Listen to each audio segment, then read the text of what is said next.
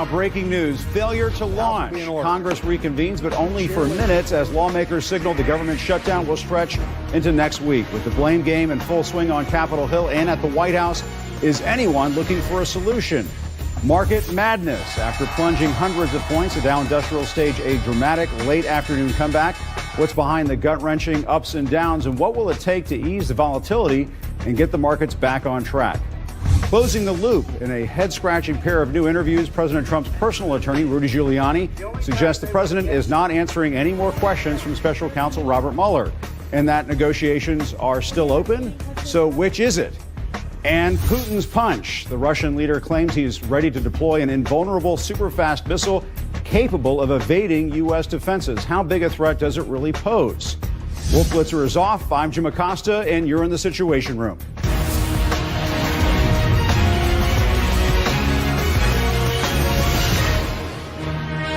This is CNN Breaking News. And we are following breaking news on both ends of Pennsylvania Avenue, where Congress and the White House seem able to agree only on one thing. The government shutdown is not ending anytime soon. Within the past hour, Congress formally reconvened, but only for a few minutes, then adjourned until next week. Meanwhile, President Trump is back from his whirlwind trip to Iraq and tweeting excuses and taunts at Democrats. We'll talk things over with Democratic Congressman Jerry Connolly, a member of the House Foreign Affairs and Oversight Committees, and our correspondents, analysts, and specialists have full coverage of the day's top stories. Let's begin at the White House and our correspondent, Abby Phillip. Abby, even though he's returned from Iraq, it did not take long for the president to dig in his heels about this continuing government shutdown. That's right, Jim. It's business as usual now for President Trump, who's back here at the White House and already blaming Democrats for this government shutdown that's going into its 6th and 7th day soon. Now, President Trump said on Twitter that Democrats are responsible for the shutdown, and he claimed that their opposition to the wall is really Democratic obstruction. But we're getting signs from the president's closest allies, including Mark Meadows, the House Freedom Caucus chairman, in just the last hour, saying that he sees signs that this shutdown could go on for quite some time. With the government still partially shut down and no end in sight, President Trump was back at the White House and tweeting after his surprise trip to Iraq.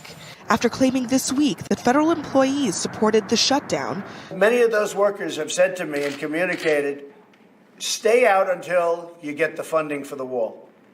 These federal workers want the wall. The president is now taunting Democrats in a tweet by claiming without evidence that most of the 800,000 federal workers affected by the shutdown are Democrats. That comment prompted backlash from one of the largest unions representing federal employees. The head of the American Federation of Government Employees writing in a statement, a government shutdown doesn't hurt any one political party or any one federal employee more than another. It hurts all of them. It hurts their families, and it hurts all of our communities. The president doesn't appear to be budging from his starting position.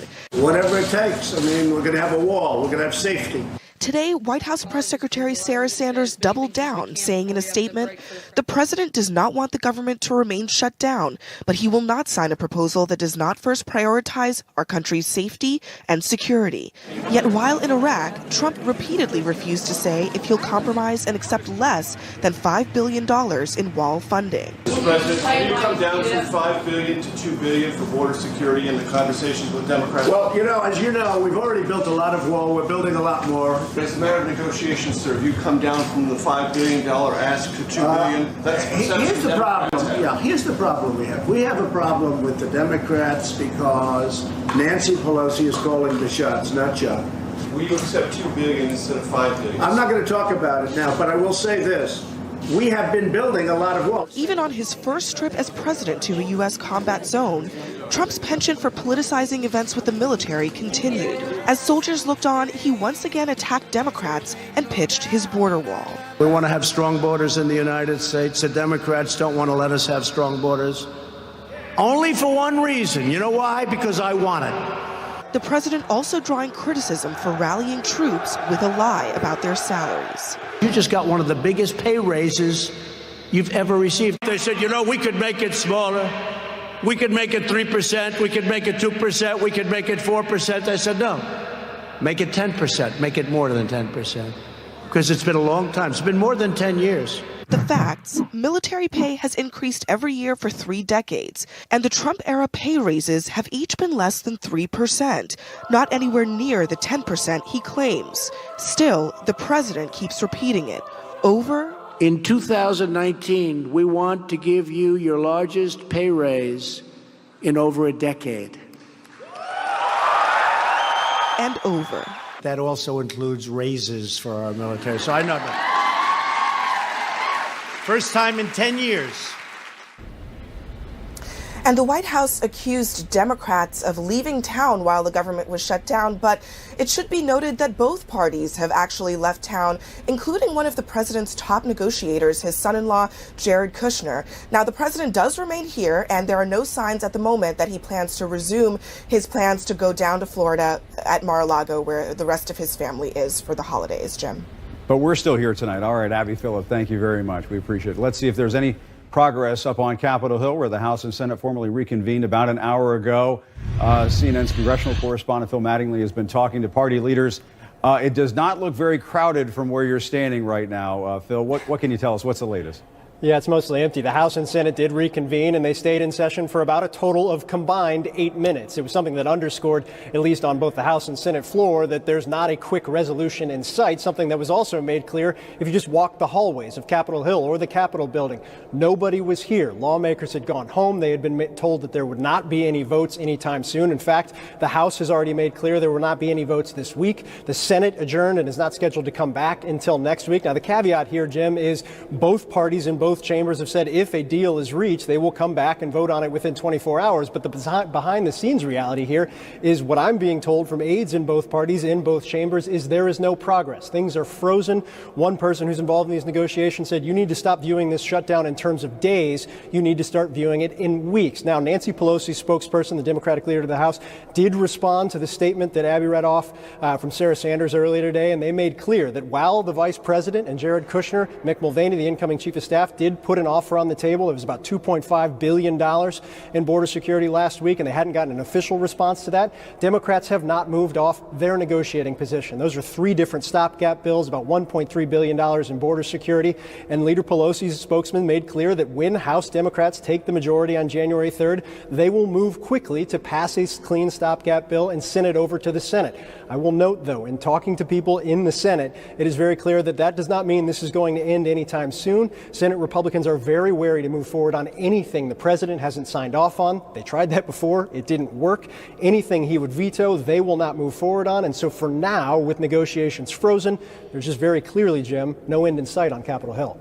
It's going to be very cold in January here in Washington. All right, Phil Mattingly, thank you very much. The uncertainty here in Washington appears to be at least partly to blame for today's wild swings on Wall Street. The Dow Industrials followed up on Wednesday's record point gain by plummeting some 600 points before a late afternoon surge wiped away the losses, with the Dow ending in positive territory. CNN's Allison Cossack is at the New York Stock Exchange. That was some wild day that you had to cover there today on Wall Street. A wild session it was, Jim. Stocks staging a huge comeback. The Dow erasing that 600-point decline, closing up 260 points. That's an almost 900-point swing. A day after the Dow made history, jumping more than 1,000 points. The trading session marked by heavy volatility, as has been the month of December. The Dow has actually made triple-digit moves in 12 of the month's 18 trading sessions. The year-end gyrations come after heavy stock losses in the market overall. The Dow is down thousands of points from its October peak. The Nasdaq not far from a bear market. That's a 20% drop from a recent high. Year-end repositioning is responsible for a lot of the volatility we're seeing as investors are squaring their books as they close out the year. But once the calendar changes from 2018 to 2019, investors are going to be looking for clarity and certainty on a number of issues, including how many times the Federal Reserve is expected to raise rates, whether the trade situation between the U.S. and China will be resolved, and if there's going to be any stability coming out of the White House when it comes to Wall Street. Jim? And Allison, should we expect more of the same tomorrow? Is this volatility just going to continue for a while? I know you can't make any hard predictions here, but it sure seems like that is the environment we're in right now. 2 days to go, two more days of trading I'm talking about. And yes, expect more volatility as we get to the final trading day of 2018, Jim. Okay, Allison Cossey, thank you very much. Joining us in the Situation Room is Virginia Democratic Congressman Jerry Connolly. He is a member of the Foreign Affairs and Oversight Committees. Congressman, thanks very much for joining us. Happy holidays. Good to be with you, Jim. Good to be with you. As the government shutdown continues, and we just saw Phil Mattingly talk about this a few moments ago, there aren't any lawmakers up on Capitol Hill. We'll take responsibility for you since you're here in the studio with us. But it doesn't seem like there's any end in sight to all of this. And the president was tweeting earlier today. We can show some of this on, so we're not going to read the whole thing. But he did blame Democrats and their obstruction of the desperately needed wall, as he calls it, for what's happening right now. Your response?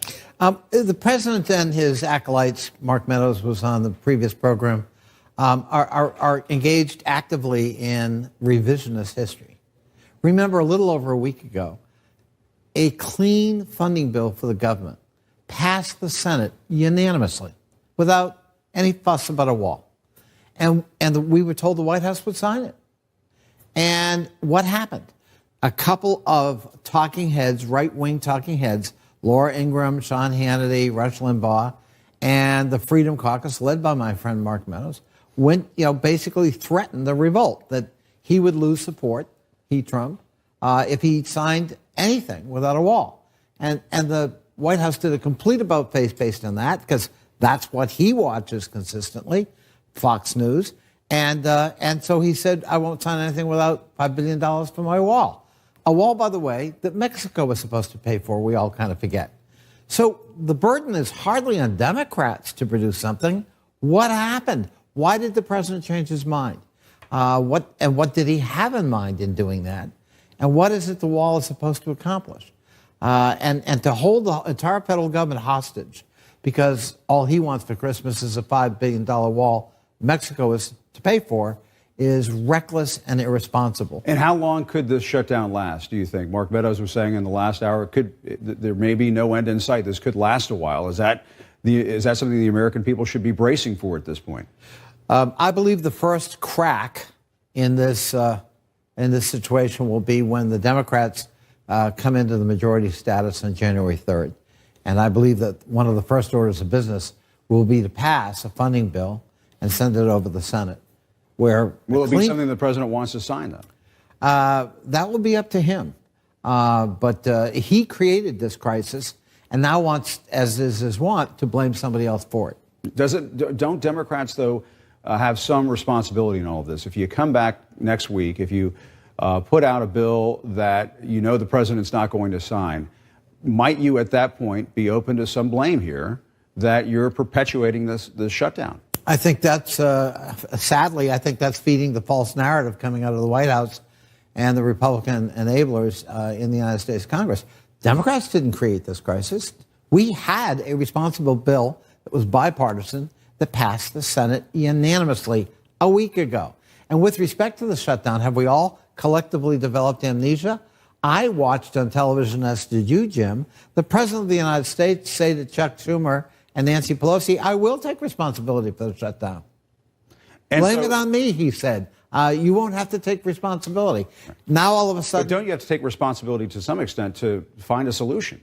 Well, of course. We think we have a solution, which is responsible border security, but not some symbolic multi-billion-dollar wall that isn't going to work. So when Chuck Schumer says, Mr. President, you're not getting your wall, you're never going to get your wall, that's the Democratic Party position at this point? I can't speak for Chuck Schumer. He does not speak for the Democrats in the House of Representatives.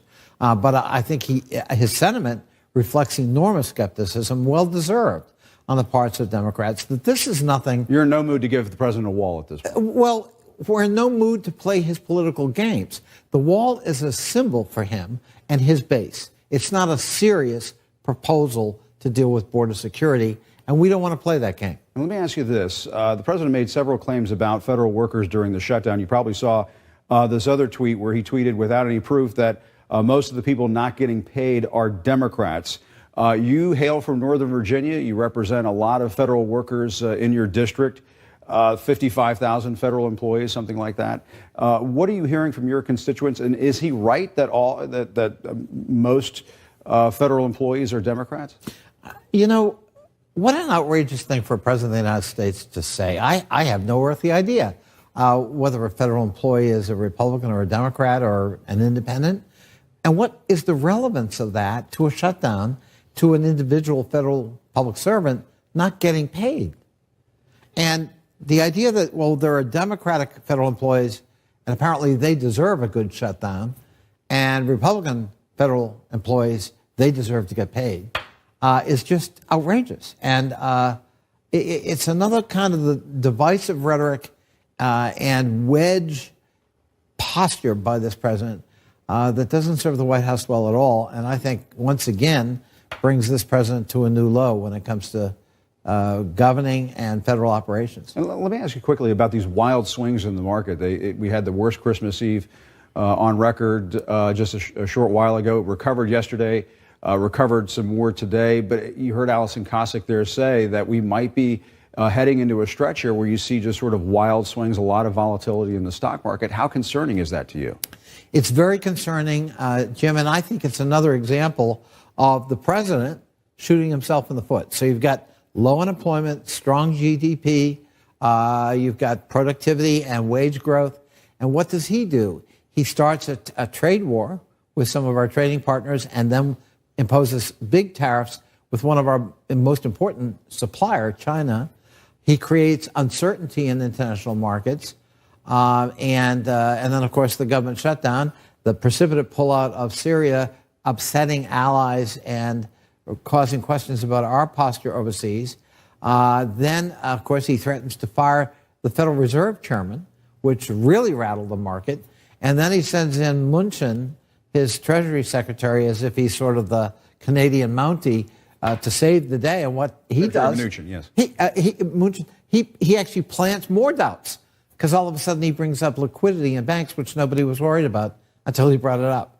All of that was a recipe for disaster this week on Wall Street and has created the volatility that, frankly, could undermine this economy if this is sustained. Okay. Congressman Jerry Connolly, good to talk to you, and Happy New Year. Thanks very much for coming in. Great to see you, Jim. We appreciate it. Thank you. Coming up next, conflicting answers about the president's willingness to answer more questions in the special counsel's Russia probe. Is the different versions of Rudy Giuliani, and he has different answers depending on who he talks to. First is an interview with The Hill. Listen to what he had to say about whether or not the president would be answering any more questions. He is not answering any more questions from these people. Their outrageous activity, we did enough. And as you pointed out, Jim, just probably within 24 hours of that, he spoke to the Daily Beast and he said, quote, negotiations haven't formally ended yet. They haven't ended because it's not just my opinion that matters. There are other lawyers involved and the President of the United States, of course. My opinion is I don't trust them. And Jim, I think that's the answer. Is that the lawyers aren't closing any doors, partly because it makes no sense for you to close the doors as long as the investigation is still Though he said something about not over my dead body or something like that. He did say that. So that was one of the flavors of Rudy. Yes. Now, something else interesting that he said he hasn't stopped sharing his opinion on what's a crime in terms of the Russia investigation, telling The Hill it's only hacking that's a crime. What is he trying to set the stage for? Why is he talking about, well, the hacking could be a crime, but all these other things? Look, I think this is a preview of what we're going to see now that the Democrats are coming in and they're going to start doing their own versions of this investigation. I think what you're going to hear from the president and his legal team and his supporters is that, you know, the whole idea of obstruction being a crime, that the president could be guilty of obstruction, is one of their talking points, is going to be a legal position that they're going to go for. Here is Rudy Giuliani also talking to the Hill newspaper about just this. If a campaign gets that material from them, either indirectly, which they did through the media, or directly even, as long as they're not involved in the hacking, I don't see where those people would be liable. So I think you can expect to hear a lot more of that in the coming weeks and months as the Democrats sort of try to drive home the point that there was a crime here beyond the hacking, that the president was guilty of obstructing this investigation. We don't know what Robert Mueller and his investigators are going to find out, by the way, are going to return on this question. So I guess we're going to find out. Yeah, either he's telegraphing where this thing is headed or it's more of the fog machine. All right, Evan Perez, thank you very much. Coming up, the government shutdown blame game continues with Democrats and the president blaming each other. What will it take to reopen the government? And the This hour's breaking news. Today's much anticipated sessions of the House and Senate came and went within minutes this afternoon. It now appears the government shutdown will stretch into at least next week with no end in sight. Let's ask our analysts and experts about this blame game on both ends of Pennsylvania Avenue. And April Ryan, I'll go to you first. You've covered a number of these shutdowns over the years. What are the dangers of a shutdown like this where it seems both sides are in no mood to compromise? We had Jerry Connolly on here earlier, and he suggested that they may send a bill to the president that he may, in fact, want to veto. We're talking about a long, protracted shutdown here. Yeah. Well, the average shutdown typically lasts 3 days, but we saw back in 2013 in modern times where the longest shutdown was 13 days. I talked to incoming whip, like I said yesterday, James Clyburn, who says that the Democrats are going to let the president stew in his juices. That's what, quote unquote, what he said, until they get back to work next week, where they're going to try to vote on something to stop the stalemate on the funding issue for offense or what have you, not what he wants, $5 billion. But when you look at the impact of a shutdown, think about this. It's not about government ease. This is about common sense. You know, the government shutdown happened before Christmas. Federal employees receive their pay. Most of them receive their pay before Christmas. So, but consumer confidence is not after Christmas and going into the new year. Then you also have issues of those who are supported by government employees, small businesses who may have shops around these federal facilities that are closed. It's a trickle effect, and it ripples into so many different areas. But the president talks about the economy. This is one area that, left to his own devices, he's pulling down the economy with. And Sam Vinograd, I mean, the president, he's sort of throwing things at the wall, so to speak, and trying to see what sticks. This afternoon, he put up a new tweet saying this isn't about the wall. Everyone knows that a wall will work perfectly, he says. This is only about the Democrats not letting President Trump and the Republicans have a win. They may have the 10 Senate votes, but we have the issue, border security, 2020. What do you make of that? I mean, it sounds as though he says it's not about the wall when really it is about the wall, I guess. What wall are we even talking about at this point, Jim? Are we talking about the Game of Thrones season 1 tweet that he issued last week? Are we talking about a continuation of the existing 700 miles or so of fence and funding for that? Or are we talking about the beaded curtain that Speaker Pelosi referenced just yesterday? It's unclear what version of the wall the president is going for. And it's worth noting, Jim, this is not just about Democrats. There are members of the Republican Party that do not agree with allocating $5 billion or so towards this border wall. We had 8 members of the House, I believe, including Will Hurd, vote against the current allocation that the president wants. And the president is going to have to do some work within his own party while he's making comments about the Democratic Party to try to, again, define what wall he is trying to get funding for and to gather support. And Jeffrey Toobin, I mean, he has billed himself as the best deal maker, the best negotiator. There's not a whole lot of negotiating going on in Washington this week. There certainly doesn't appear to be. And the question is, who will feel political heat here? You know, Donald Trump's strength is in the center of the country, in states that don't have large numbers of federal employees, or at least federal employees in places where they feel where they will have broad political impact. I mean, I think the president feels, you know, this shutdown is not hurting my people. It's not affecting them. Everything he does is geared towards his base. That's the way he's run his entire presidency. The base, as far as I can tell, is pretty pro-shutdown. So it doesn't seem to me like he's in any hurry to get the government back up and running. And Sean Turner, the president, thought his base was in Iraq yesterday, it seemed, if you listened to his speech. And going back to it, because we only saw it in dribs and drabs as it was coming in yesterday afternoon, but he was attacking Democrats on this issue of border security, on this issue of the wall, to a military crowd, to a crowd of troops in a combat zone. Looking back at that and given your national security experience, was that Was that appropriate? Yeah, you know, with regard to this trip, Jim, the president had to do two things in order to get this right. The first thing was to actually make the trip. His decision to make this trip and to go and to stand in front of the troops and to reassure them that the American people supported their effort and supported what they're doing there was the right thing to do, and I give him credit for that. The second thing that really mattered is what he said to the troops. Because when you go there and you stand in front of the troops and it's the holiday season and they're away from their families and they're dealing with the challenges and the danger that they're putting on the ground, then the president needs to strike the right tone. He needs to reassure them that it's not just their families back home that are thinking about them, but he's thinking about them and that all of the American people are thinking about them.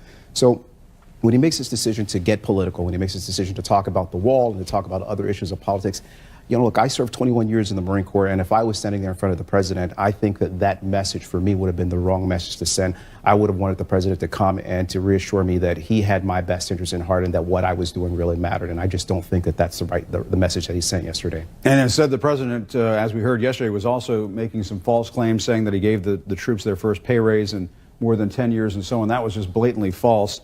And why you would mislead members of the armed services as they're serving in a combat zone, in a war zone, it just strikes me as just being a way off base. All right, well, much more to talk about on the other side of the break. Stick with us. We'll have more on all of this when we come right back. And we're back with our political, legal, and national security experts. And April, Ryan, just when you thought things were a little quiet in the Russia investigation, Rudy Giuliani starts talking. He said earlier that he would allow the president to answer more of Mueller's questions over his dead body. But now he told the Daily Beast earlier today that those talks might still be open. What do you think's going on here? Well, number one, just this back and forth, vacillating or saying one thing and then another, it shows that they should stay and remain quiet and not continue to talk. But now that they're saying this, they're leaving all options open just in case. There's so much that they don't know that the Mueller group has. You know, there are tapes. There are tapes, audio tapes with the president. And they know that people are talking. And they have to leave it open in case they want to clear themselves of what they may be hearing could be going on. This is not good, but they're trying to leave an avenue open for themselves. But once again, they need to stop talking. And Jeffrey Toobin, I mean, one thing we also heard from Rudy Giuliani is he's also expanding on this argument that it wouldn't be a crime to get a heads up about the hacked emails from WikiLeaks. I don't know if you saw that, but let's listen to what he told The Hill and talk about it on the other side. Hacking is stolen property. When it gets in the hands of the press or people who disseminate to the press, it's covered by the First Amendment. And then if a campaign gets that material from them, either indirectly, which they did through the media, or directly even, as long as they're not involved in the hacking, I don't see where those people would be liable. Jeffrey, that came out of left field. Is he setting the stage for something or telegraphing something there? Well, he certainly, that's a protective legal position. Remember how much the position of the Trump forces has changed. First, it was, we had nothing to do with any of these people. There was no contact with Russia. There was no contact with WikiLeaks. Now, well, maybe there was contact, but it wasn't legal. Mayor Giuliani is certainly correct that as a legal matter, if the Trump campaign read in the newspaper the leaks of the WikiLeaks tapes, then that's certainly not a crime. The question becomes, what was the connection between the Trump campaign and WikiLeaks? Was there encouragement? Was there coordination? Was there collusion, to use the famous word, in connection with this campaign? That's what we don't know. It is not a crime simply to receive information through the news media, but the true nature of the relationship between WikiLeaks and Roger Stone and people affiliated with Roger Stone, that's a question that is densely factual, and it may or may not be a crime depending on what the facts actually show. And St. Vinaigrette, I mean, doesn't that strike you as a little curious that he would be sort of engaging in, as Jeffrey calls it, legal protection over this hacking issue? Jim, there are so many things about Rudy Giuliani that strike me as curious, and this is just the latest one. But to Jeffrey's point, One of the key factors here, of course, is whether any member of the campaign or Roger Stone knew where this material came from before they read it in the press. If this information was hacked by Russia, that would have shown the coordination. That would have shown the coordination, but it also would have shown that this material was laundered through WikiLeaks and then was exposed. This material was laundered by the Russian government through a third party, WikiLeaks, and then exposed to the public. So I can't really tell you what Rudy Giuliani is doing. His narrative changes every day. This may just be the latest thing that popped into his head. But one thing I imagine the investigators are looking at is, again, whether there was any advanced knowledge that this material was stolen by Russia. And putting it to the side, Sean, whether or not this is a crime, as Rudy Giuliani points it or puts it out there today, there are national security implications to all of this. Yeah, there absolutely are. And, the problem that Rudy Giuliani has with this is that every time Rudy Giuliani says that there's no collusion and that there's nothing to see here, what happens is there's another detail that comes to light. And so that puts him in this conundrum where he finds himself trying to develop a narrative, as we've kind of seen today, and this is where I think we're going with this, a narrative in which, as more details come to light, you have a situation in which there are continual efforts to suggest that the president had nothing to do with what was happening, but the body of people around the president who may have been involved in something continues to grow, and it continues to get closer and closer and closer. And so I see when Rudy Giuliani is saying these things, what he's doing is he's trying to put a shield around the president as he realizes that from multiple angles, all of the details of the Mueller investigation continue to point in the direction of the president and his inner circle. Jeffrey, is that going to work? Well, I don't know. It depends on how the facts develop. But this goes back to April's point in the very beginning. Why is he raising these issues at all? I sometimes feel there's something unfair about those of us in journalism to criticize people for talking to the media. I mean, I've spoken to Rudy Giuliani. I wrote a big piece about him in the New Yorker. So it seems odd for me to say he shouldn't talk to the press.